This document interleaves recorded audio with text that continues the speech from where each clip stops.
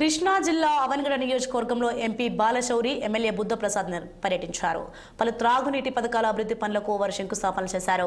ఘంటసాల మండలం ఎండకుదురులో రక్షిత మంచినీటి పథకం ఆధునీకరణ పనులను ఎమ్మెల్యే ఎంపీ ప్రారంభించారు. అనంతరం నాగాయలంక మండలం కమ్మనమూలలో రక్షిత మంచినీటి పథకం ఆధునీకరణ పనులకు శంకుస్థాపన గావించారు. అటు దీన దయాలాపురం 20,000 లీటర్ల సామర్థ్యం కలిగిన OHSR నిర్మాణం, గుల్లల మోదలో ఫిష్ ల్యాండింగ్ సెంటర్ వంటి పలు అభివృద్ధి పనులను ప్రారంభించారు. మాత్రం అంతేనా ఉంది. ఈ రోజున మన ఉప ముఖ్యమంత్రి పంచాయతీరాజ్ గ్రామీణాభివృద్ధి శాఖ మంత్రులు గవర్నర్ శ్రీ పవన్ కళ్యాణ్ గారు వాళ్ళ ప్రతి ఇంటికి కూడా కుళాయి ఇవ్వాలన్న ఆలోచనతో వాళ్ళ ముందుగా తన సంగతి మీద తెలిసిన విషయం.